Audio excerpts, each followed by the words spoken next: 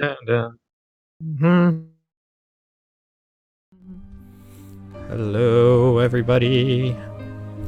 I am GhostKumo, and this game is Ys Origin. This is going to be PC version, actually. There are several versions, and the PS4 version is currently the fastest. However, I do not own a PS4, so I can't really do a run of that one. Hello, seeing some regulars from my own stream. Appreciate having you here at what is currently 3:44 a.m. my time. So,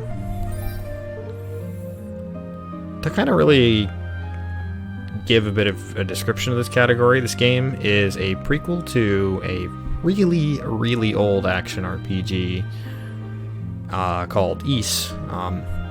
More specifically, Ys 1 and 2, as they're known nowadays. Each of these characters has some ties to the lore of the franchise, and there are 3 in total. There's Unica here. There's Toal here. There's Adol, who is not actually in story mode, but is in several of the bonus modes. We don't talk about this character. You can't actually play as him. It's a bug. If I try and play as him, the marathon will my stream will just crash. So Toal EX is referring to extra mode here. Extra mode has a few advantages over normal and saves about 8 minutes due to certain bits of tech that I'll get into once they are relevant. As for any percent, we do this on easy because very easy is a cakewalk, and anything higher is just more grinding and a lot more time consuming for not a whole lot of difference in terms of actual strats. In any case, time will start as soon as I hit one of the menu options here, so I'll give a countdown for the timer. When I say go, 3, 2, 1, and go. Alright, so real quick, my PB in this category is 1 hour, 19 minutes, and 3 seconds. Or 13 seconds, I don't remember exactly. I will be making a $10 donation, and I'll add an extra $1 for every minute that this run ends up being behind my PB. If by some miracle I end up accidentally PBing, despite having been not playing this game a whole ton right lately and having to shake off some of the rest, I will make that in a flat $20. And I encourage you to get your donations in soon. There's about a 2.5 minute long cutscene here, which just introduces to you guys, not necessarily to the player, because Toal, the character, is unlocked after you beat the game, at least once as another character. But this introduces the goddesses Rhea and Fina, who are very major characters across the early portion of the Ys series. At the beginning of this tower, they find Toal's sword and go in to basically stop this plot, which is displayed in an FMV that gets skipped because the FMV takes too long. We'll see this band of evil villains here. They basically fired a giant laser beam of magic to the floating continent of Ys, knocking it basically down to the ground, because they're evil and they need dark power. So the 5 here, there's Zava and Dallas, who are the leaders. They are major characters in Ys 2, somehow, despite this game being a many years prequel. Toal is the character on the bottom left. He is in cahoots with the bad guys, although he kind of is there to accomplish his own objectives, as he sort of betrayed his kind, threw away his sword and his power in exchange for demon power to make himself stronger. The other two characters are Kishgal and Epona, and we'll see them a little bit. They're more relevant in other characters' stories. Anyways, this is an RPG. I am using a mouse and keyboard for my controls, and this leads to a whole bunch of jank. Here's a little tutorial fight. I have a basic attack, a jump attack, a downward thrust attack, and a lunge to start off. I use lunge to move and immediately lower their defense, and then I just beat the ever-living tar out of them. Real quick, I'm going to try and lunge out of bounds here. I couldn't do it there. It's inconsistent there, but if I get that trick, I save about a second.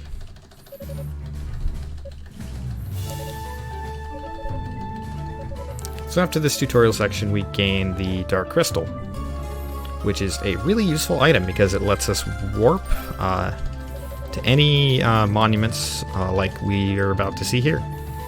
So this game has a really consistent fast travel system that we will be using a few times throughout the run.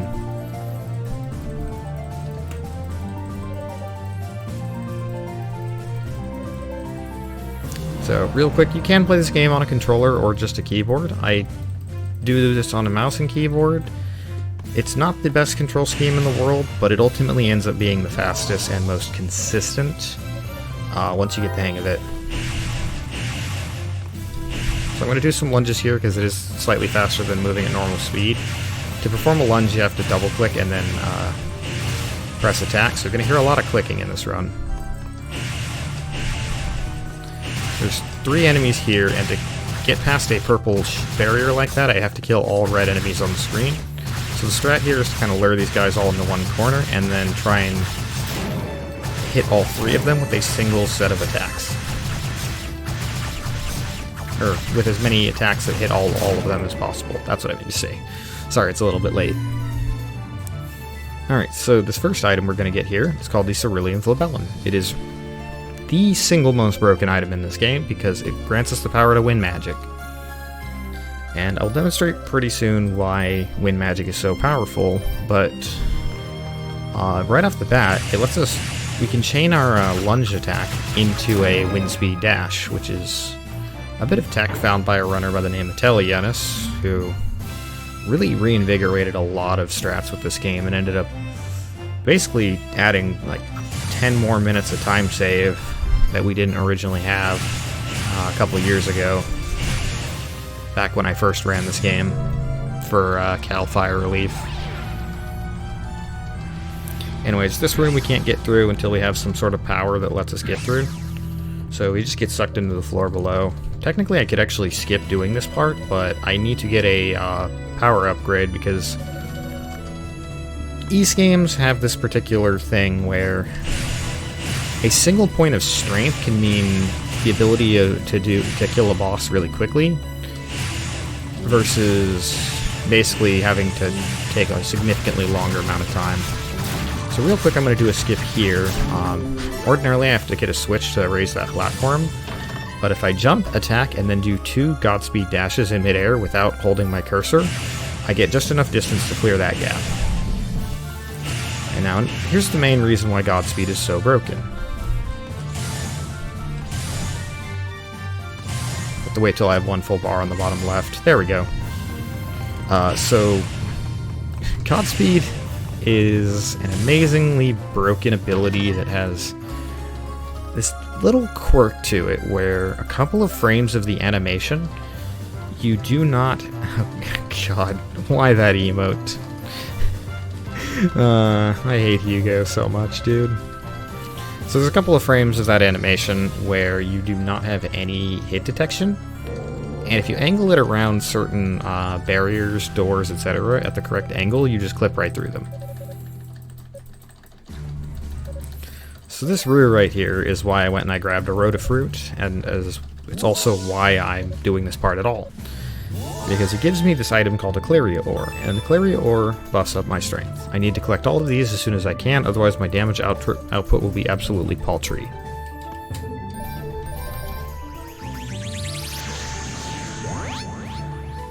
Alright, so we're warping back to the beginning.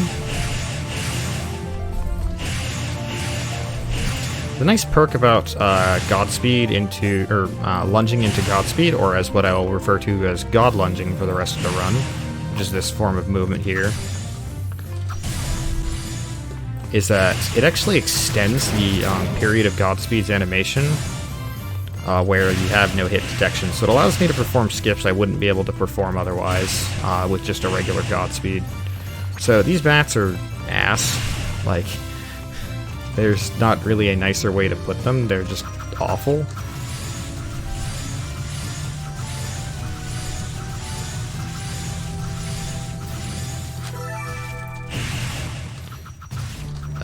My audio is getting eaten for some reason. I've never had this happen before. Might just be because I can't really hear very well out of my right ear. Anyways, I need to kill these 3 bats in order to unlock boost mode, which is basically I turn purple and go Super Saiyan. This mode is really useful. It's necessary to get past this next room that we got sucked into earlier, but it's also it also changes my attack speed and makes it so I take half damage. So yeah, now we're edgy demon, and you know how edgy we are because our text is red when we use this.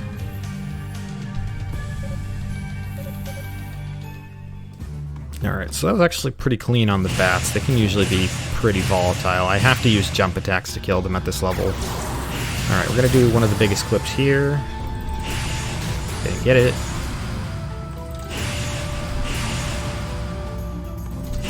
There we go. That's actually really good to get it on third try, because I actually keep up one of my modifiers. Whenever you hit an enemy in this game, outside of major boss fights, it increases your Exp Bonus Multiplier. I missed the lunge there. You have an Exp multiplier that for every time you hit an enemy, it gives you 1% more EXP up to a max of 1.9. And I want to maintain it while going through that room there, because I want those bats that I kill at the entrance there to give me as much EXP as possible. Because I need to grind up to a certain level. Now, stat levels in this game are completely fixed, meaning that every level I will have exactly the same stats every single run, meaning there's not a lot of volatility. So once I'm at 83, I know I'm good to go on this first boss. I'm gonna clip past this barrier because Godspeed is broken. I'm gonna clip past this door because Godspeed is also really broken. There we go. Took a few tries, but we're good. This is the first of one of 6 giant monsters in the run. We'll end up skipping, hopefully, 2 of them. I might have to fight one of them because I only get 1 try at the skip. But anyways, this is Velagunder. He sucks. Both literally and figuratively.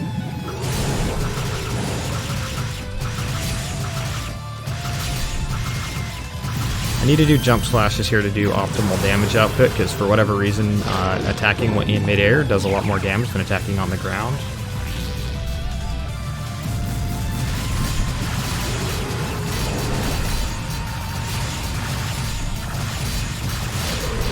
And once I kill the face there, I get to attack the brain on the top. Ideally, I do this in four cycles. If I'm unlucky, the little bugs that he spits out on the ground, he will suck them all up and heal himself. And I say unlucky because their movement is very erratic, and the bugs leave this goop on the ground that leaves sort of these annoying ice physics.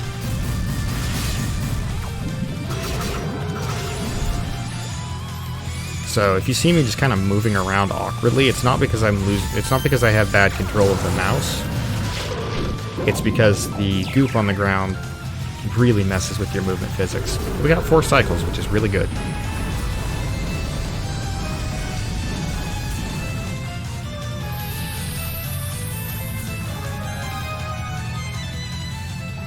Quick side note, the soundtrack in this game is absolutely banging. There's a reason why I actually used a couple of songs from this game when I made the playlist for the stream. I have always enjoyed Ys games musics.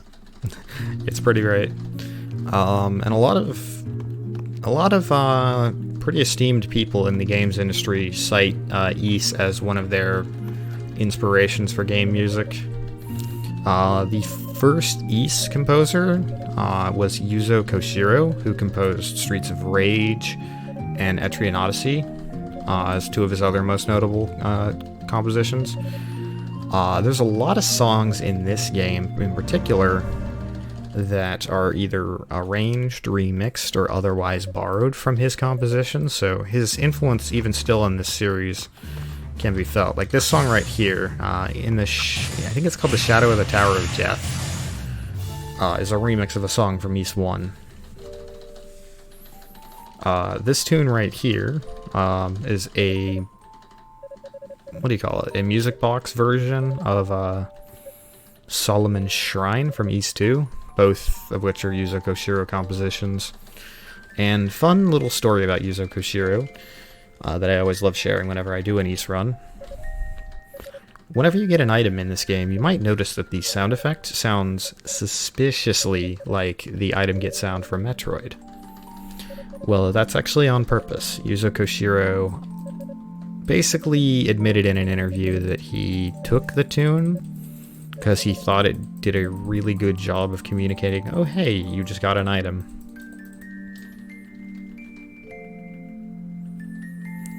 And so, for 30 years, both franchises have had very, very similar item get jingles. Anyways, these whole cutscenes are just a lot of Toal's backstory. Unfortunately, the PC version never added the PS4 version's cutscene fast forward. So, having to sit here and chill with cutscenes ultimately adds about 14 minutes to the run. It's a fantastic speed game, and I love this game to bits, but admittedly there's a lot of cutscenes. So I found a new trick here. You can actually just dash straight past that gate as opposed to jumping it, which I used to do and had slightly less consistency. So, debuting new strats live on Calithon.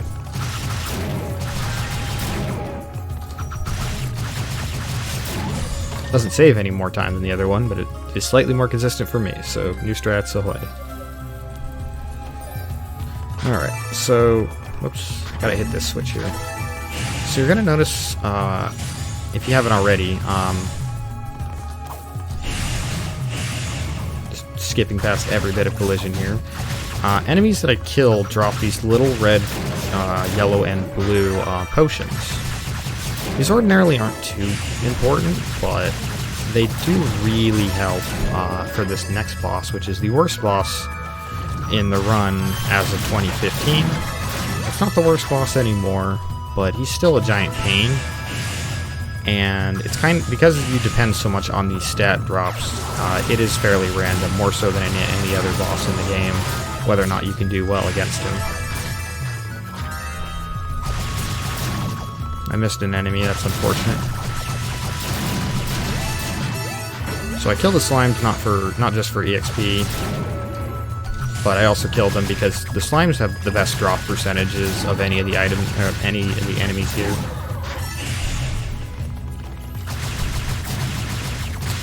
One other trick that I'm doing, actually, instead of doing a full combo, if I repeatedly tap left click and attack, I can actually repeat the first hit of my combo to do slightly quicker damage per second than I would with my ordinary attack combo. This is, again, one of the benefits of running on PC. You can't do this at all on PS4. Alright, I'm not getting the best luck right now. Come on, we need some drops, please. I'd like for Hugo to not be an awful... Ah, well, this is going to be an awful... I'll chance it. Come on, give me a drop. Dang it. No luck. Alright, we're going to have to do the slow strats against Hugo.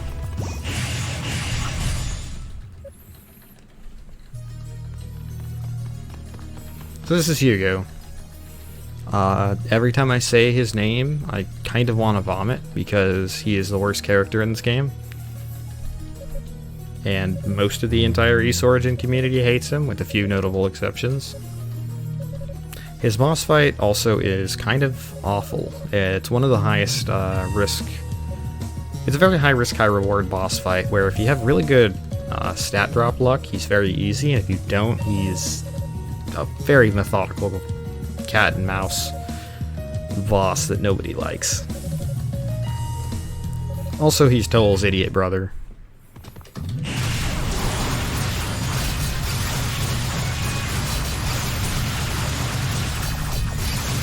So I'm going for some of the quick kill strat on here.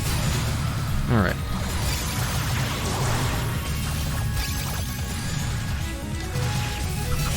So one of the nice things about this fight is that... Oh god. Okay. That was one of the jankier Hugo fights I've ever had. One of the neat things about that fight is he can inflict you with heavy, which ordinarily is bad because heavy makes you slow, but it actually causes your jump to be very low height, which means that you can actually do very effective jump slash damage against him, which is sort of a nice little backup strat if you ever run out of potions. The caveat to this is you risk dying, and I was one hit away from death on that fight. Anyway, Hugo gets bailed out by these NPCs who you see a lot more of in the story parts of this game, but we skip a lot of those. And because Toal is sort of meant to be the second or third playthrough of this game, the game assumes you know about a lot of these characters, so I can't even really rattle off different story details. I can rattle off some about this guy though. His name is Kishgal. His head is got like 3 headbands on. So, taking a page out of the book of Tetsuya Nomura's costume guides. His job in this game is to kind of make the run longer. He comes up into cutscenes and just says things that don't really benefit the story a whole ton. He does have importance, but he basically adds a lot of cutscene time on his own. But he does have a really cool boss fight, so we'll get to that later.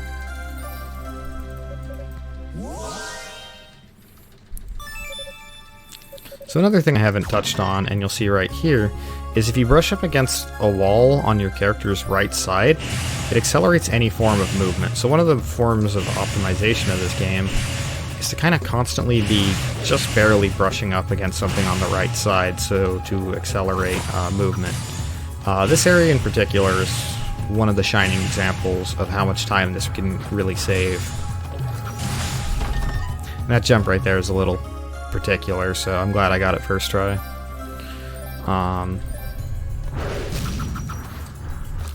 So the emerald just powers up Godspeed. I can charge it all the way and do an extended dash. Real quick, if I don't equip these dragon skills, I will drown.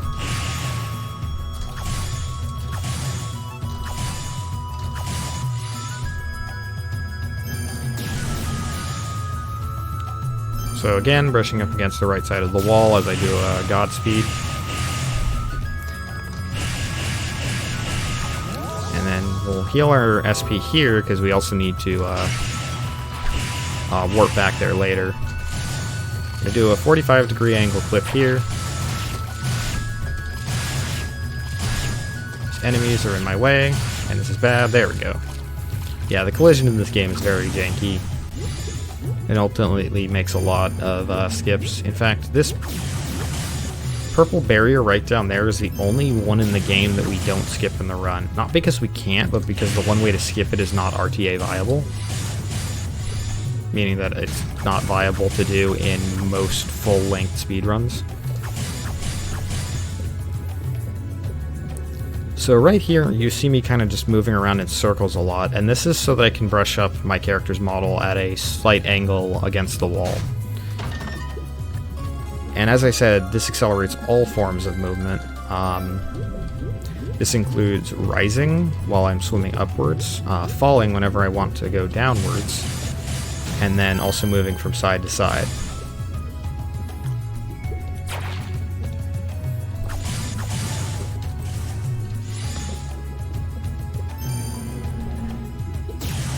By the way, while you're going through this lovely water here, we did get a donation from Tiny Tim. Yo, hi Tiny Tim.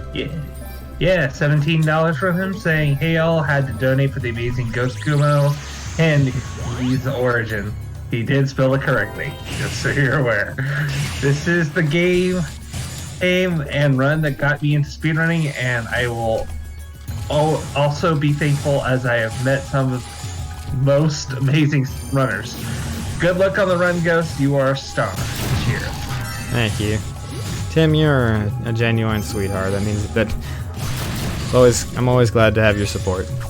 He's a pretty joyful person, I'll admit. Had the chance to meet him at Limit Break this last year. Absolutely wonderful human.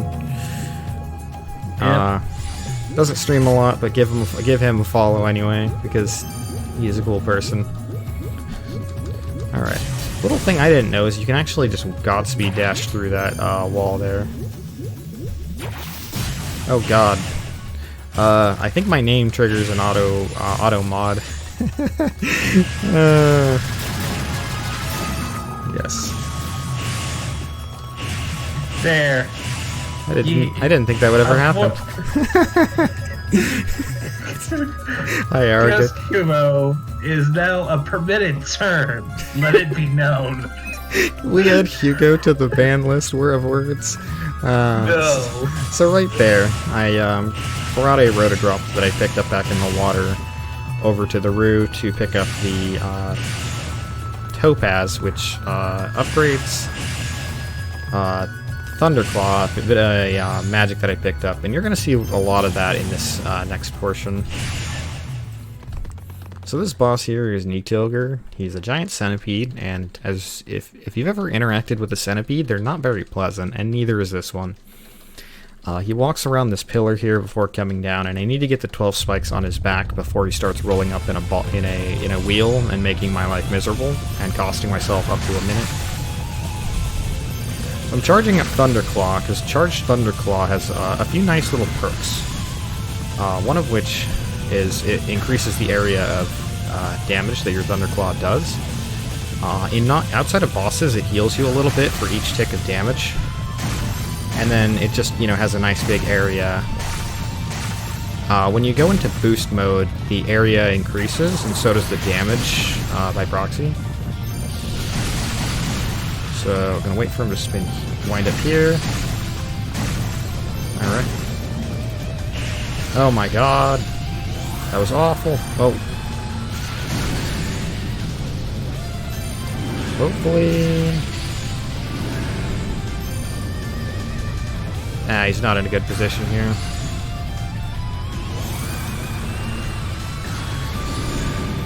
Alright, that's 2 spins. Let's hope for 0 more.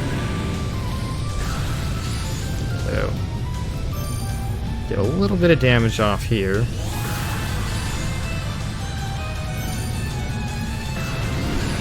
I blame the rest.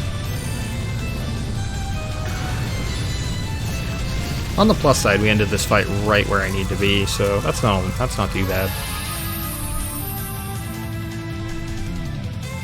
So that fight can be scary because he can do all sorts of things to inflict pain and anger and punishment on you. Please somebody find a skip for that boss, I will be so happy. Alright.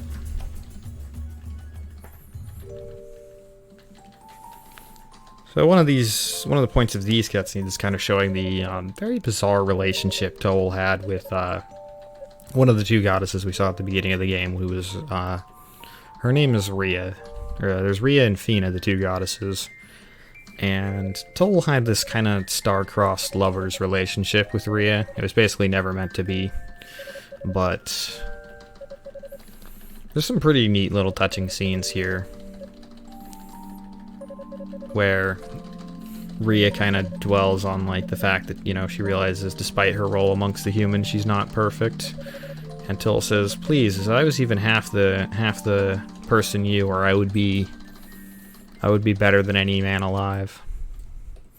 And there's a lot of charm and great moments of this game's story. It's not a particularly grandiose story, but it gets the job done. And kind of gives a lot more of a human side to this character, who is otherwise sort of defected and turned himself into a full demon. I often describe him as Dante from the Devil May Cry series meets Wolverine. If only for his design. So picking up one last Rotafruit here. This one's not quite as necessary as the other two, but it does ultimately save some time. Real quick, the incentive was met, so I will be grabbing another one of those a little bit later. So Ozzy, please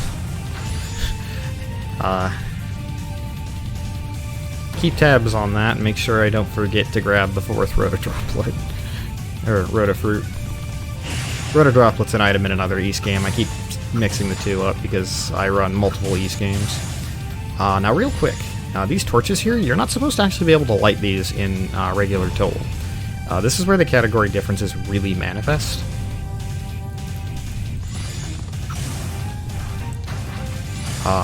Toal EX, which is unlocked by beating every other character at least once, and then buying it in sort of this in-game arcade mode shop, has a couple bonus properties added to his magic. In this case, fire is added to his wind magic. And they didn't really test this very well. I imagine this was just like a little side bonus thing. And what this ultimately enables is you can use the fire aspect of this to light the torches that are otherwise required fire magic, meaning I don't have to fight the boss, the mid-boss of this area that gives me fire magic. In other words, I don't ever get fire magic for the entire duration of the run. Because that boss ultimately has like 7 minutes of cutscenes surrounding it, skipping it saves time, even though the fire magic is something the game wants me to have.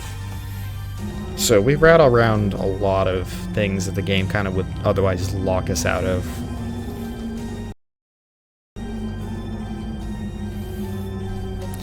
So this here is Unica. Every cutscene in which she appears prior to this has been skipped, so to give you a brief overview, she was the daughter of Toal's mentor, who dies before the events of this game, and his mentor is the one who gives him this red sword that gives us the fire magic. All of that has been skipped because of a developer oversight, not a glitch. This is actually not a glitch whatsoever. It is entirely... The developers didn't think to make the fire that Godspeed gives you not activate torches.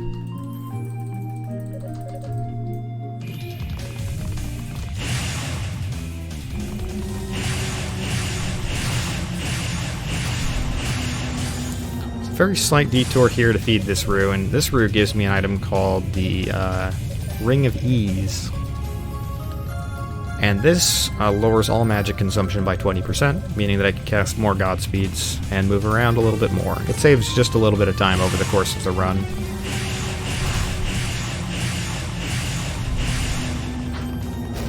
So this right here is one of the more tricky skips of the run.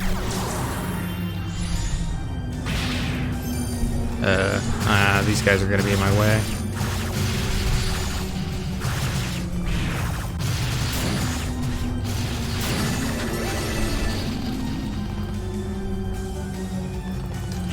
There we go. If I'm too far to the left or too far to the right on that, I will clip through the floor. It's one of the few clips in the game, and it's not that, or one of the few like clips through the floor or a wall in the game, because anytime you clip through a wall in this game, it kind of just bounces you back out. And it's not beneficial, it just wastes time, which is kind of bad, because this room slowly lowers my health.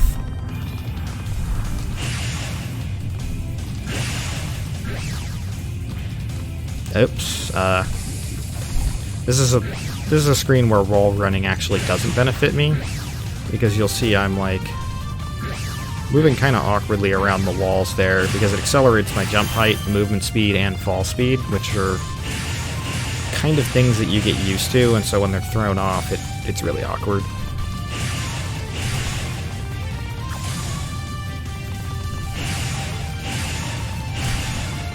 Alright, so I haven't leveled up since I started here, and I'm very behind, and the next boss I will do no damage to if I don't. So I'm going to go into this room, which has 5 enemies right there, for me to just pound on.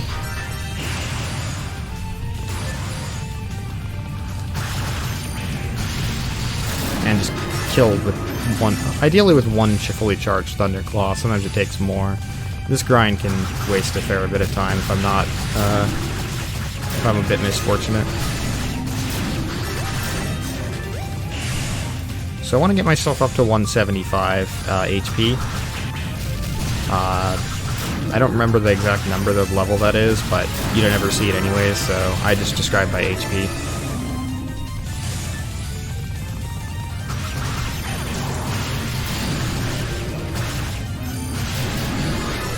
Alright, we have enough levels that we can fight the boss. Levels in this game matter a ton. If you're under-leveled by even a single level, it can make like a literal minute to 2 minutes difference. So that room is extremely easy to clip into. Like, you just god lunge past the first barrier, it doesn't matter what angle you approach, and then you point the cursor at the top left, and it's free. This is Golaldi. In the speedrun, he's probably my favorite boss, because you use some very risky but neat strats to take care of him. So I'm going to wait for him to throw a punch here, and then I'm going to slowly guide him towards the back end of the room, because that is where the stairs will spawn to the next area. I deliberately jump into him despite getting hit, because if I jump and attack, I actually cancel the knockback and do a little bit of damage to his head, which is where I actually start taking care of his health bar. So 3 jump slashes are enough to take care of the fists. Oops. This is bad. Dang it.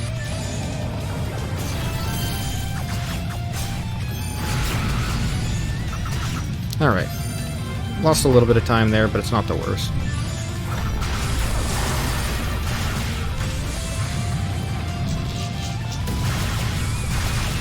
If you're struggling with this guy casually, the trick is to make sure that you don't jump away from his fists. You need to keep moving, kind of just keep moving without ever actually jumping. And then I kind of have a timing down for when to counter-strike.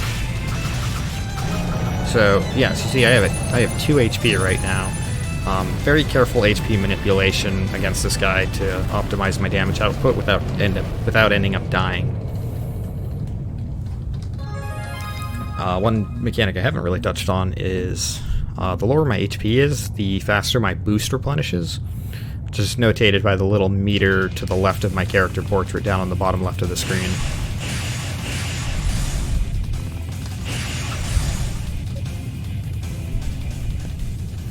So, this whole section is a very long cutscene of Unica thanking us and saying, "Hey Toal, you're not such a bad guy." And Joel says, "But I am a bad guy. Fear me." But this sort of signifies like the start of his kind of morality changing and him kind of coming back to his senses. But in any case, there's about like 2.5 minutes of cutscene here, so Ozzy, if you have any donations, you want to do any plugs, etc., go right ahead.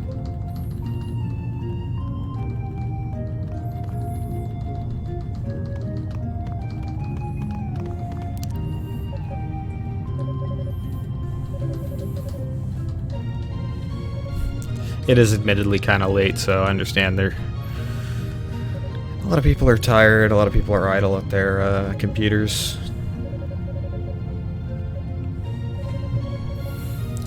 Yeah, in any case, so I myself am staff for this marathon, and I want to say thanks everyone who's been tuning in, everyone who's been hosting, donating. Like, there's a lot of people that it takes to make a marathon work, and I don't think enough thank yous go around for that. And you might see the donation goal. We're quite a ways away off from the goal, and I do want to stress that, you know, a goal is a goal. It's not necessarily something that's like the end of the world. Like, we want to hit that goal, but ultimately what we want to do is raise money for California Fire Relief and put on a good show at the same time. So I recently, in the last year, actually moved up to a part of California that was not very far off from the wildfires last year, and while we were moving, the air outside was so bad to breathe from the fires up in Paradise and Oroville. Like, it was just, like, the skies were just absolutely covered in smoke. And so, like, I absolutely 100% appreciate the work of the California's firemen. And, yeah, it's a cause that means quite a bit to me as a Californian myself, so. Also, my brother-in-law was a volunteer fireman at one point. It's not an easy job.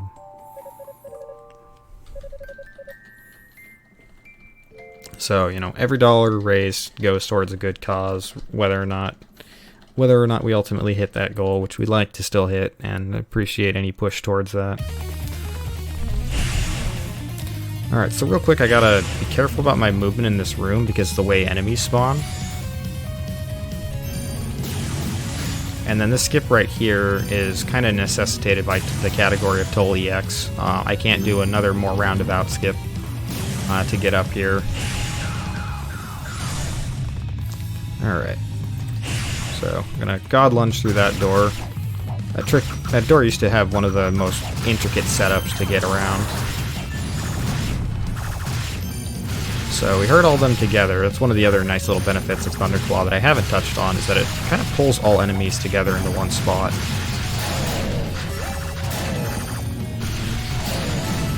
Alright. Upon killing those four idiots who do a disgusting amount of damage if you're not careful, I get the gold bracelet, which lets me double jump. And this is an ability that, once again, I don't think they fully realize just how broken it is. I have to make a detour here, because I almost forgot. The incentive to use the Gallic Gun laser beam attack was met.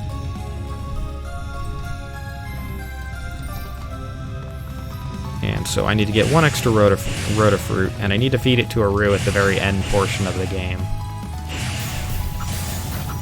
I was hoping I could avoid that.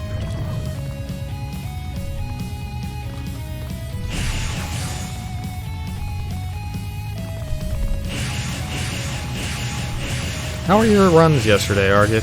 I know you had a couple runs yesterday morning. I wanted to catch those, but it was a little bit early for my time.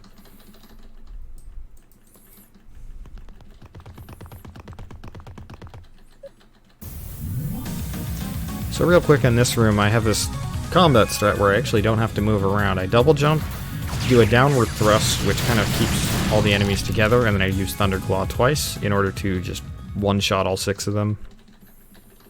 It's the only strat of the run that uses downward thrusts. Glad to hear it. It went fast like Sonic. Hey, Worm Talon. So this is the first time we see one of the goddesses, and one of the leitmotifs of the East series starts playing. And this is Rhea. She's cute. And also has the Black Pearl, which is no relation to the Pirates of the Caribbean. This is sort of the dark, powerful, magical item plot MacGuffin of East 2.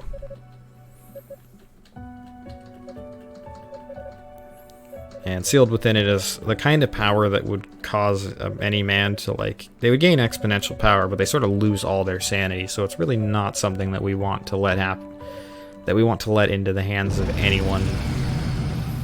And Dallas is seeking out Rhea and Fina because they believe that one of them has the Dark Pearl.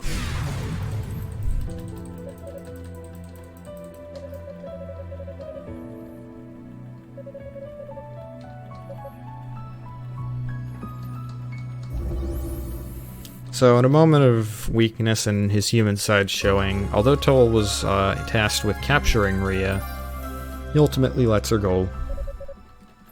And she gives him the Silver Chimes, which is an item that allows us to kill any undead creature. There's one spot of the run where it might be useful, but it kind of depends on certain parts leading up to it, so I may or may not end up using it. But not in the first area that it's given to us for.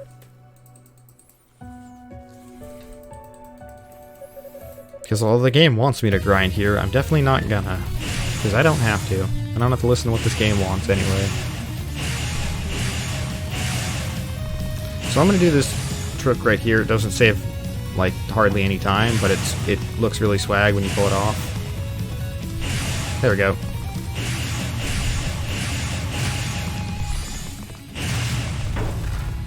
If you don't get that trick within 3 tries, you actually lose time.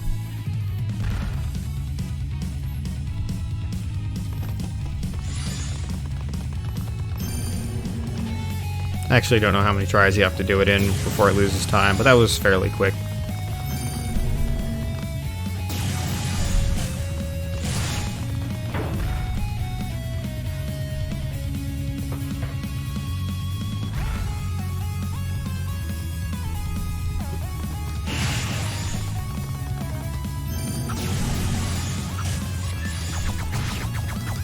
I was trying to kill that guy before this platform came down for just a very tiny EXP boost. It's free to go for, and I don't lose any time if I don't get it, but I save a very slight amount of time if I do get it.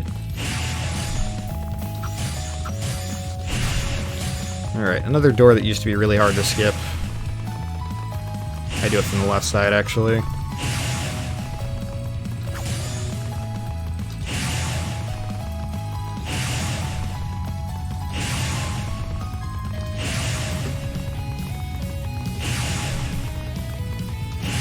There we go. Alright, so this next glitch is going to actually showcase kind of how janky the corner collision is on this game. There aren't very many places where it's useful because getting out of bounds kind of ejects me. Okay, I need to be careful here.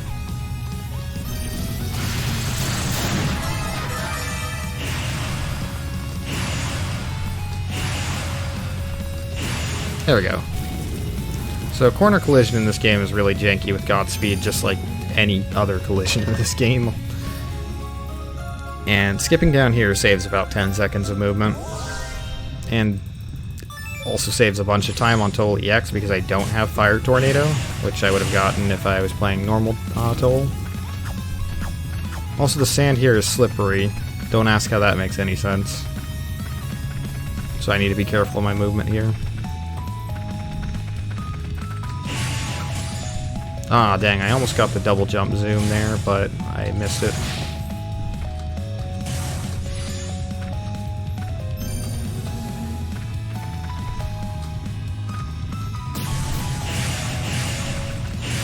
So you get an item that lets you walk on anything slippery as normal, but we don't want that because... Oh, dang, I completely messed up the skip in this room.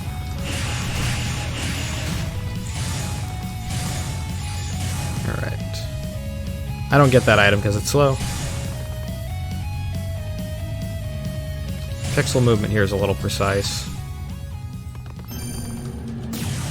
And so right there what I just did was I jumped over a boss trigger because, like I've said a couple times, anytime I brush up against a wall on the right side, on my character's right side of his model, any form of movement is increased and accelerated. In that case, I get additional jump height with my double jump to the point where I get just high enough that it's over the trigger for the boss, because the trigger does not extend infinitely upwards. And that boss is Garbo anyway, so being able to skip him is really, really nice.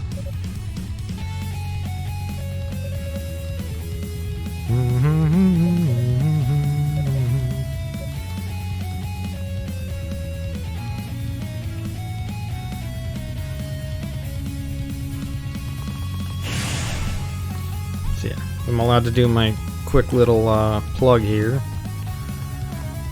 Definitely recommend checking this game out. It's a lot of fun. It's extremely fast-paced. Like, you can beat this game in probably 10 hours casually your first time, but a lot of people like to play all 3 characters and see how each one fares. and like, you know, wishlisted on your Steam. It's like $6 on a Steam sale, or $20 normally. I have gotten more hours out of this game than almost any other game I played on Steam, so I would definitely say it's worth your money, even if you don't intend to speedrun it like the crazy madman that I am. I did not mean to jump there.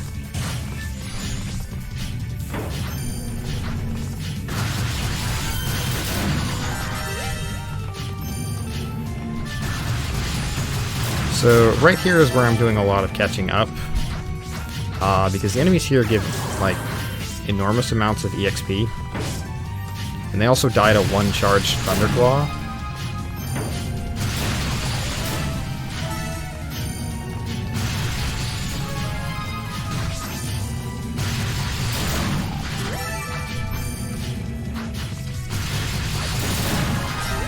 So I just gained like 3 levels right there. First 2 are great.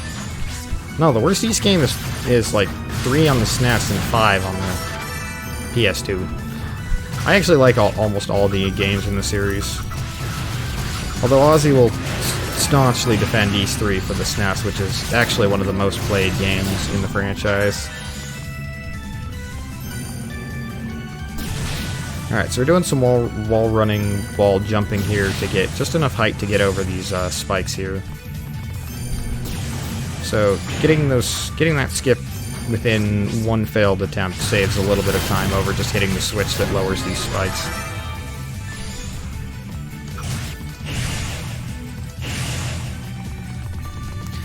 Yeah, the bump system takes a bit of getting used to in East 1 and 2. You kind of bumper car or run into enemies, but it has its own charm to it. And East 2 has a lot of really cool mechanics. Its biggest problem is its final dungeon is very long, but those 2 games have phenomenal music and a lot of history on them. I've never failed this trick. Why do I fail this trick? That door right there is the easiest door to clip through. You literally point up and left on the keyboard and you just skip right through it.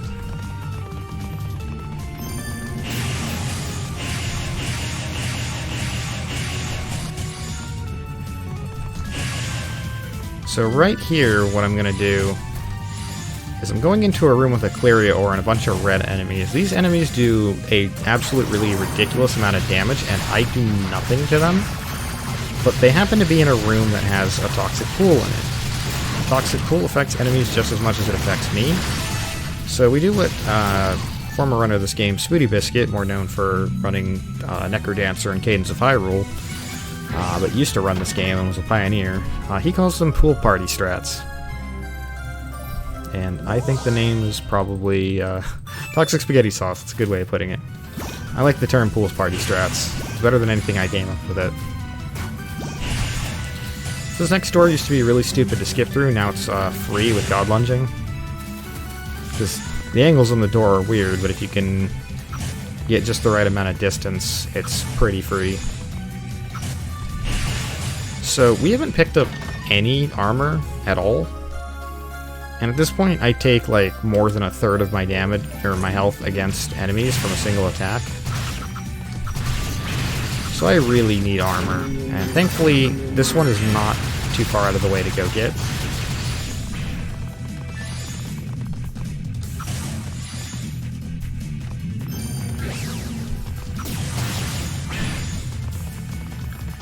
I need to be careful here, though. These guys still chunk me really hard. I did not mean to boost there. That was a mistake on my part.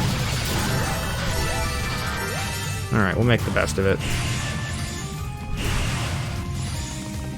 You know, it wasn't a mistake. If you say Hugo, I'm going to ban you from my channel again. No, it's straight. Oh. Why do you have to go and mention Mario and Luigi now? I'm still sad about Alpha Dream. Oh. Sorry. But also, we also, you can't be sorry that we got a donation from the Hatter. Yeah, nice. Give me just 1 second. I wanna. This part's a little bit of a focus session. Yay. I want to make sure I didn't mess up that room too bad. It's easy to do so. Okay, go right ahead. Donation from the Hatter. Thank you, Hatter. Yeah, $5 from him saying, "Hey, GhostKumo, I'm glad And you're running these origins for Calithon. But you might want a donation during graveyard shift. Good luck with the run and save the frames. There are so many frames that you can lose in this game. Well, we are running on skill scaling. Yeah, this is an extremely high skill ceiling. Big shoutouts to Harumaki, aka Losvi, who has done a lot of strat finding and ground the ever-loving heck out of this game. He is better at this game than I ever will be, and has a time better than mine by probably 5 minutes. Like, the difference in execution between the two of us isn't, like, especially visible, but, like, when you played this game enough, you really just see how much work he's put into this game to push it to its limit. Real quick, this is one of the actual hardest strats of the run. Let's see if I can get it. I think I've done probably somewhere around 20 marathon runs of this game, and I've gotten this trick in either 1 or 0 of them. You can skip that boss, but it's really tricky. And the time it takes to reset because you gotta close this game down, basically, if you want to reset this. Yeah, you don't have access to the menu in bosses. It's one of the sad, unfortunate shortcomings of this game. Makes practicing instead skips a pain, too. Yeah, they decided that they were going to be Dark Souls a full 5 years before Dark Souls ever came out, and just have you not allowed to save during boss fights. Also, I died. I did promise I would donate $5 if I died. I don't know if I said that, but I did say it to myself at one point.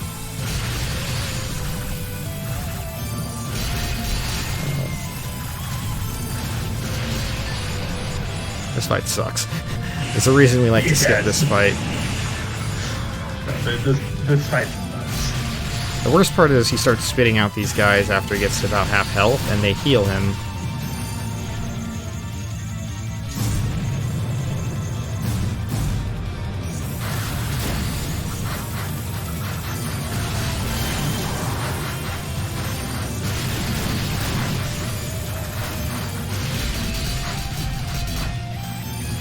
Thankfully, he should be one charge hit away from death.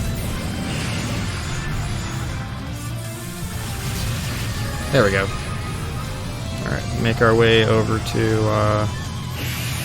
the back end of his boss fight room so that I can be slightly closer to where I need to go once he's dead. Alright. Intense boss fight aside, we have now about a 3-minute and 15-second long cutscene, so again, Ozzy, if you want to make any donation readings or plugs, etc., go right ahead. Let's see. Well, I don't have another donation to throw at you, but I do want to say thanks for everybody that has donated this far. It's always nice to see the people that are willing to help our cause. It's something we here at Calithon Fire Relief have been pushing really hard for the last 5 years, just because droughts, fires, it can be particularly devastating for the people and the families that are affected by them. They're just given like 30 minutes to be told, oh, you need to evacuate. And 30 minutes has already passed, and you have to get out of town, basically.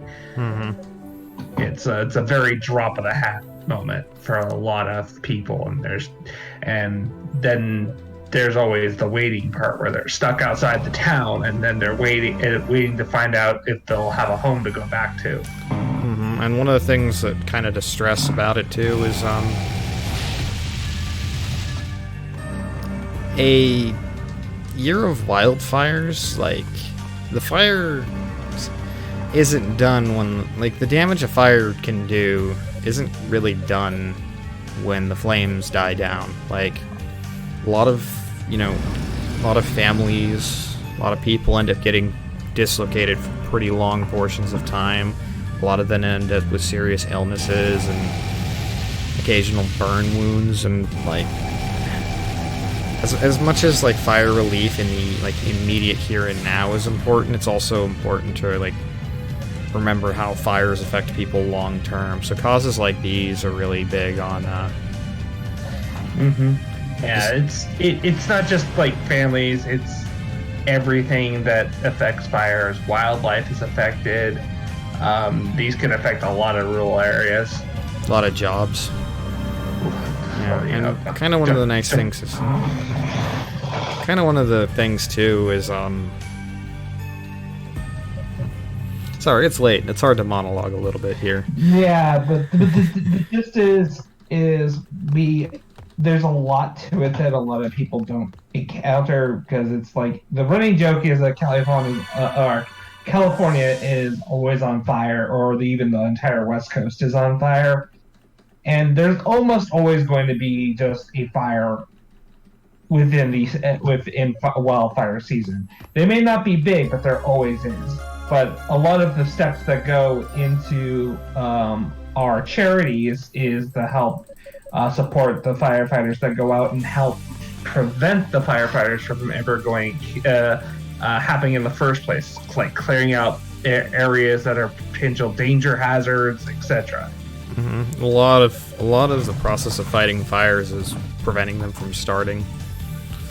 Alright, we're back into gameplay. We just lost our girl, and the Black Pearl was taken in by the bad guys. And our brother is an idiot and decided to... What's the term? He decided to drink the Kool-Aid. I don't know how appropriate that term is, but in any case, we need to go basically save our brother, save our sort of maybe girlfriend and goddess, and prevent the bad guys from getting the dark Black Pearl. Alright. So I'm doing a little bit of grinding here to get myself up to 284. If I hadn't have fought Noctilgar, I would have picked the most Mantis boss that I just fought. I would have to do a lot more grinding to get to this point. This skip is really jank, and I don't actually do it in runs, so it's going to take me a few times to get to it. But hey, we get to unlock the Burst Wave, which is the Gallic Gun type magic spell. I'll try to use this during boss fights because it's actually beneficial to use once I get it. It's not just sort of a thing for flash. In fact, on Nightmare difficulty runs of this game, which I don't run because I hate Nightmare difficulty and everything that it stands for, but in Nightmare difficulty runs of this game, it's actually a necessary strat for a couple bosses to use. On easy, it's mostly for show, but it does have some benefit. So even though I have the second to last tier of boots, I need to go pick up the last tier of armor right here. So now I can finally start fighting the endgame bosses without just getting utterly destroyed. I do at least have something kind of interesting to say for a fellow Octopath Traveler fan you might be interested in. Oh boy, put all your money towards Alphen, please. Alta must suffer. So, if we were to go with what we have right now, the current party would be Tressa, Therion, Alphen, and Hannett. That's... Boo, we need Alphen to be party lead. Also Therion, please. Get Tressa out of the party. Tressa gets enough love. Tressa is currently in the lead with $22 and would be the starting character. Alright, so this is Kishkol, Mr. Cutscene himself, as we call him in the community. And by that I mean like two of us. He's got a pretty tough boss fight here. It's kind of like a giant game of cat and mouse. I try to get some defense downs with my lunges here.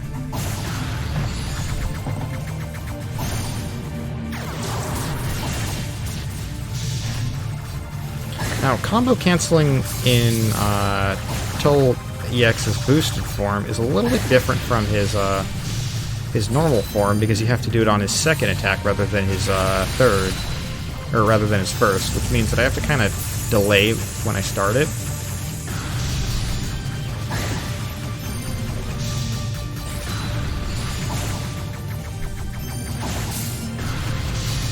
Alright, I'm gonna do this mostly for show.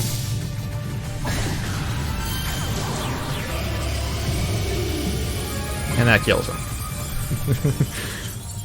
Was not faster to go for it, but if people paid good money for it, I'm gonna do it.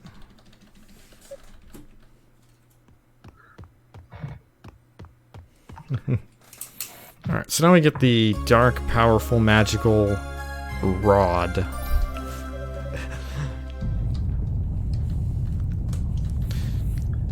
Yeah, their naming scheme for You're still getting auto-modded.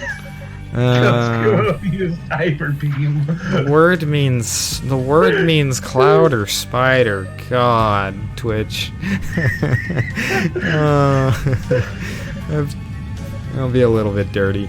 Apologies. Anyways, so this fight really signifies a pretty grand moment for Toal. Kishkol wants to fight us to the death,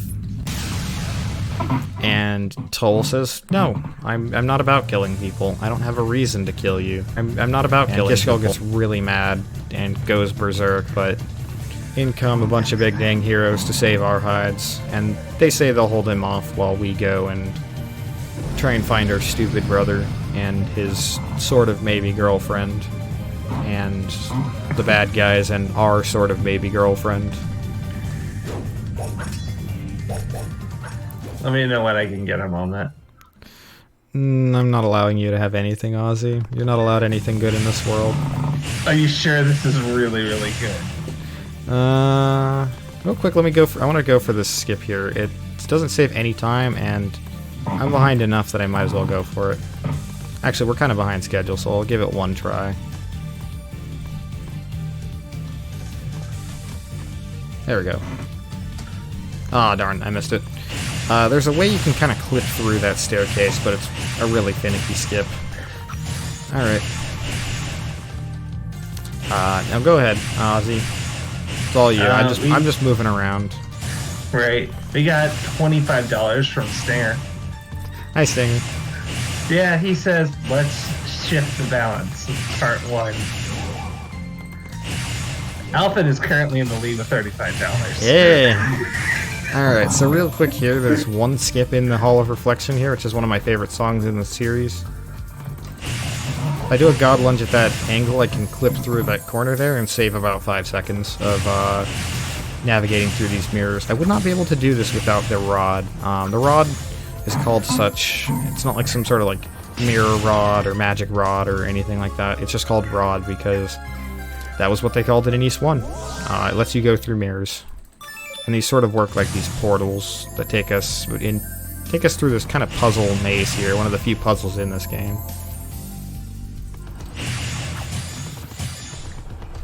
So there is a boss fight here, and I could actually use a glitch to enter this fight in a very glitched state. But it takes a little bit of time to set up, and it's not worth doing on difficulties below normal, just because this fight is fairly easy.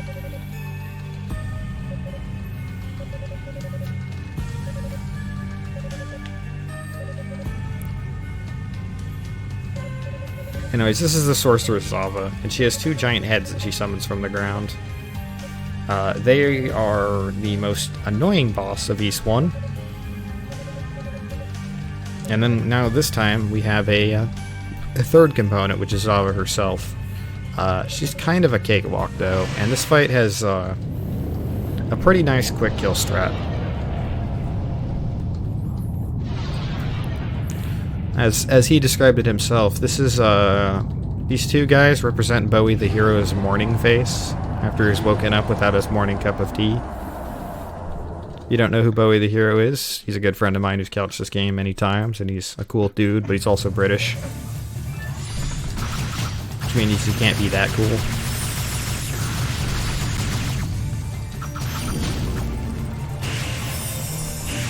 He's also very much a man of bad opinions.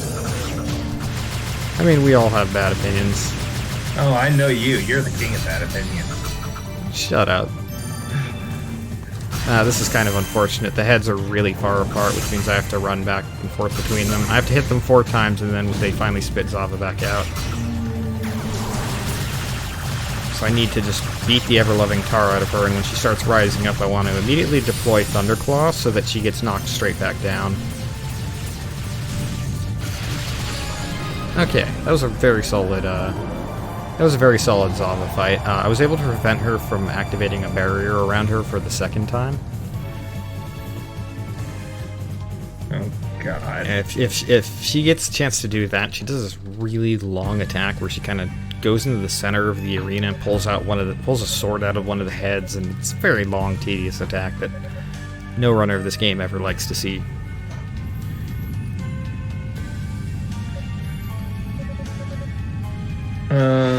Part 2 and Part 3 are here.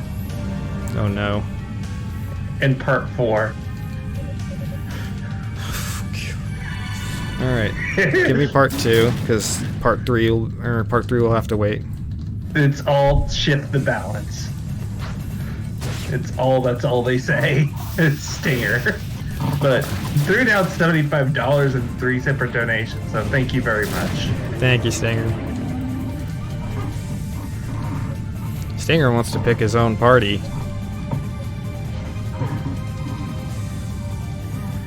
What's the run after mine? Let's see. It is Silhouette Mirage. And then Octopath was after that, right? Yes. Alright. I won't be there to see Alta suffer. Currently... Actually, let's see. Alright. I'm putting my donation towards Elfin, so please donate towards Elfin. I want to make Alta suffer.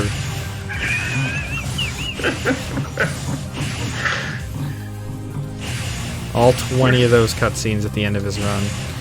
Alright, so this music is an absolute slapper.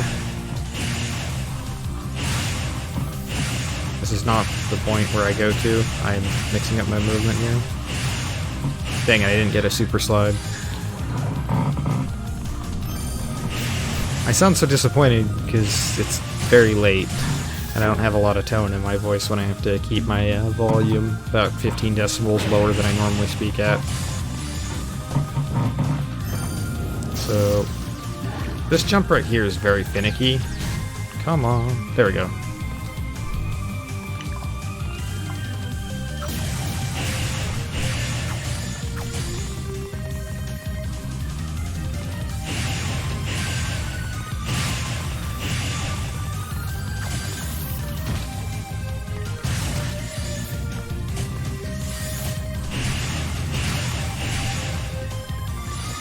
Alright, so I have two major glitches coming up here. I need to grab this drop here, which is one of the few items in the game that sends my boost up to max, which means that I'll enter this fight with boost.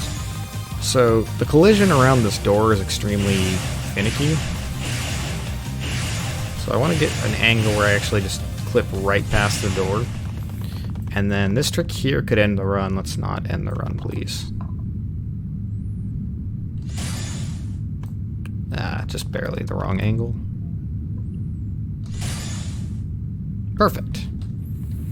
Door? What door? Exactly. There's no such thing as doors in this game. There's not.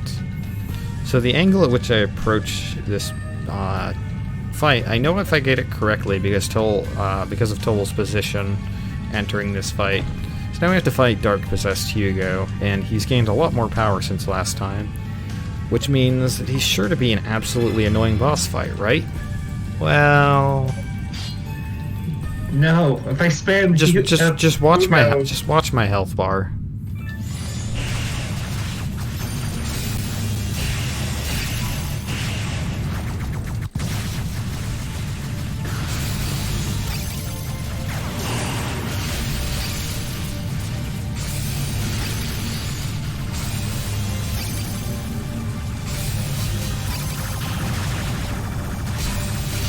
So if you haven't noticed, I'm taking absolutely no damage and I'm walking straight through everything. I entered this fight, which is one of the few fights in the game that actually lets me do this.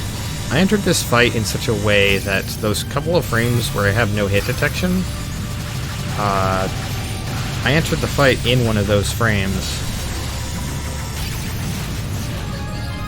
And during this fight, as long as I don't use Godspeed, I cannot take any damage and I can walk right through him, so that fight is as free as it gets. Which kind of ends up being very cathartic. Maybe for you, I feel disappointed. Yeah, he's invincible for that one fight. There are 2 other boss fights where we can use that, one of which you can inexplicably regain collision detection. I think the way it works is that character models with sprites in this game, they have they don't have collision, they don't have something that kind of like forces collision to happen, whereas most of the big bosses in this game do. So fights like this one you can enter without any collision detection, but all of your attacks still have hitboxes.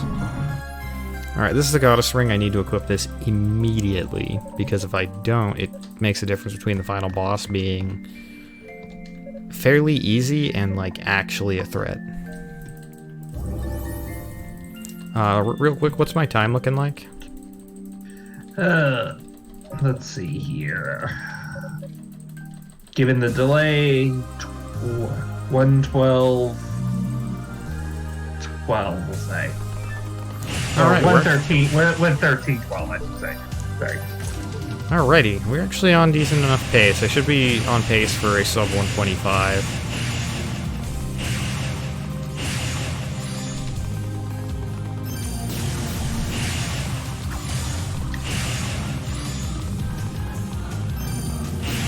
I consider any run under 1 hour 25 minutes to be a decent run. Alright, time for the mother of all cutscenes. Actually, it's not this one, it's the next one, but this cutscene is fairly lengthy. We finally confront Dallas, who has Rhea in his possession, and the Black Pearl, and he wants to become a pirate of the Caribbean.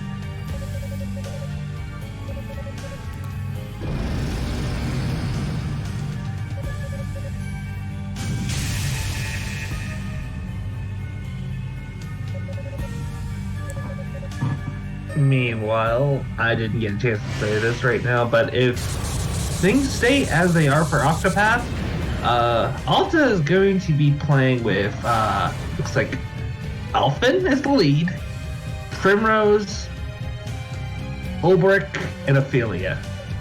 Alright.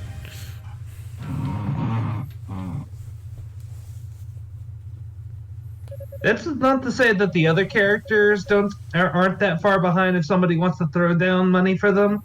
The only one that seems to be the no hope for, nobody seems to love Cyrus.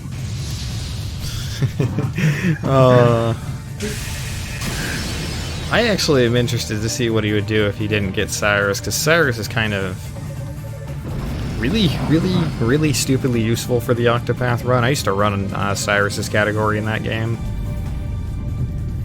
But there's a roundabout way to deal without him. Alright, so this is Dallas, super powered up by the Black Pearl.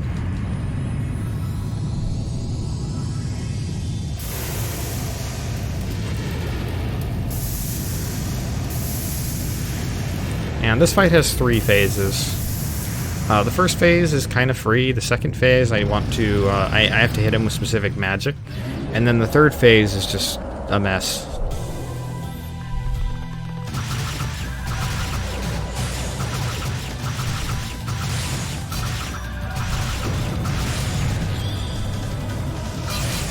Alright, so this is a second phase. The first part of it's pretty free, but as you might see right now, he has a fire shield up. I don't have fire magic, so I have to very painstakingly wear down this part with Godspeed, and it's quite tedious. Thankfully, he's given me incredibly favorable luck here. He has this tendency to go out of bounds there, and that might just be one of the best. This might just end up being one of the best Dallas fights I've ever had. Like, that luck right there was incredible.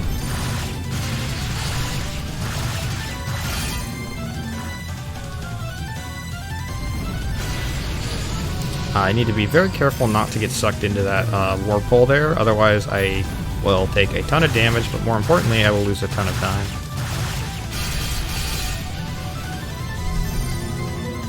Alright, just for swag. Kill that.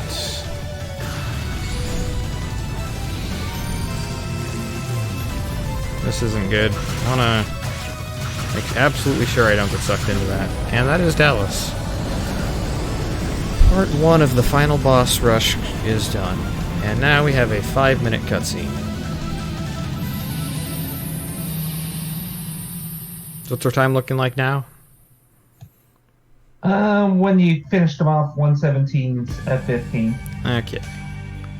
Yeah, we should be like, I'm expecting a 124.30 to 124.50 in that range. The final fight has some variation, but he's not particularly difficult. In any case, Dallas is trying to unleash the power of the Darklings, which is sort of a character class. It's mentioned in this game, but gets brought up more in like Ys 4 and Ys Memories of Celceta, which is another Ys game that I run. All the games have their own intertwined lore, which kind of really makes the series very compelling. Like, there's like no game in this series goes without referencing another one. But before Dallas can use all this power, a mysterious figure descends from the heavens after having impaled him with great prejudice. And this figure is a man by the name of Cain Fact, who is actually Toal's father. He's mentioned a lot in the background, but you only see him like one cutscene in Hugo's story. He's kind of a terrible parent, but he seeks the power of the Black Pearl for himself and has just been secretly manipulating Dallas behind the scenes.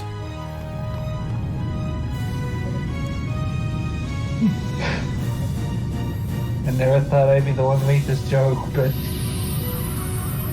I want to make that JoJo reference. Okay, you can make a JoJo reference. It's 5 a.m. It's after 5, you can do it. No, I can't. I'm too Do much it. of a coward. Just Too do much it. of a coward. Just do it. Yeah, see, I can't do it. So. I don't even know what you're referencing, and I've seen all of the. The one where it's like you. The one where You thought it was Dallas, but it was me. Hugo. Yes. Someone's summoning steamrollers. JoJo is disappointed you. Hey, it just works, okay? I'm also really, really tired, guys. You don't even watch anime, dude. I hang out with friends who watch anime. It's You have rubbing friends? off on me. You have friends? Shut up. These are how the conversations between me and Ozzy go, but he doesn't know this, but I know where he lives, and we also live like not that far from each other. Yeah, he lives in a place he calls that has nothing to do, while I actually live in a place that has nothing to do. Yeah.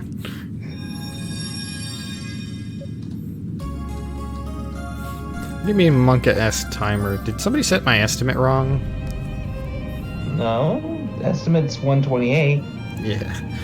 Also, this music is amazing.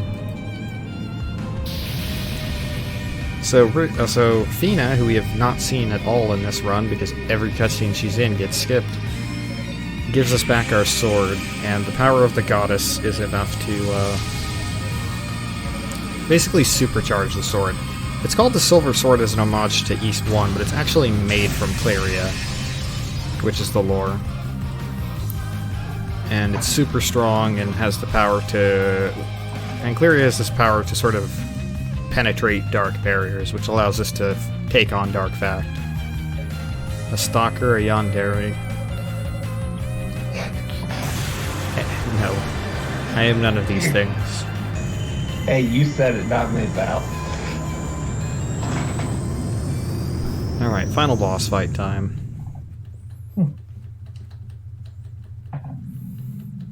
So, hope you all enjoyed the run. We got one final stretch to go.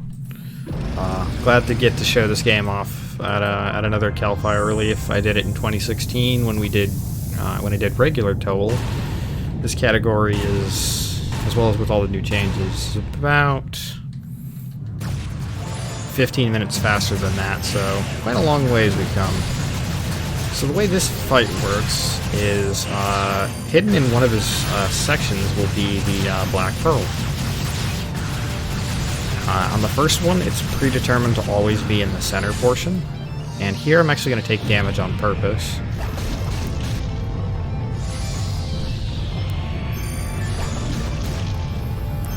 Okay, this form is the worst. He has 3 different forms he can take, and this is the worst of the 3. Thankfully, we got really good luck. In the second, third, and fourth phases, the Black Pearl will appear randomly in one of the 3 between his body and his left hand and his right hand. And he randomly swaps between these before he enters his final phase. Even though I'm doing more than a quarter of his max HP, you have to do this fight in 3 phases, or 4 phases, and then the final phase. It's kind of scripted that way. So real quick, you'll actually see me using a lot of Charged Thunderclaw. I'm doing more damage than I actually need to, but this is so that I power up my boost meter, which replenishes every time I get a hit and every time I take damage, and also replenishes faster the lower my current HP is.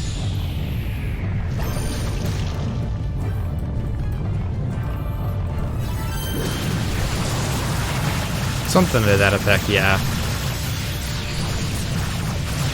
This is unlucky, so it's going to be in the left hand here, or my right.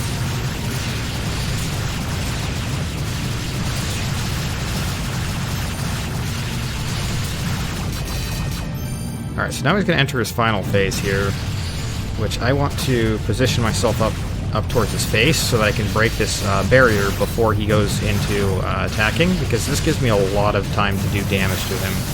Time is coming up here. It's when the screen flashes white after he runs out of HP. Oh my god, this is slow. There we go, time. Time. Alright, and that was Ys Origin, Toal EX, the very, very glitchy, but very, very fun run to do.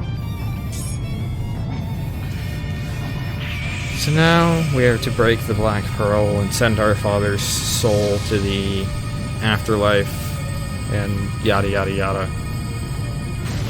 Be gone, evil. You don't belong in this world. Die, monster, you don't belong in this world. May this line never get old. That line never gets old. Alright, this cutscene that plays after this is like 5 minutes long. What was my final time? 1:24:11. Hey, I even beat my my guess. Alrighty, so that's 5 minutes off of PB, and I died once, so I'll be donating $10 plus the $5 from the death and the $5 from being off of PB. So that'll be $20. Thank you all so much for watching. Please continue to support this marathon. It's been an awesome, awesome time watching, awesome time running for y'all. And we still got another day of games, including some pretty awesome runs by some people that I know, like Yoshizilla running Super Paper Mario, Octopath Traveler being run by Alta, not too far, and next run will be Silhouette Mirage by Chaos42666, who we see here in the chat. So to avoid any spoilers for what's going on here, I'm gonna Alt F4 out of the game. Well, I'll spoil one thing. More anime weirdness. Yep, what happens in the ending? You'll have to wait and see. Alright, thanks all for having me, and good night, or good day.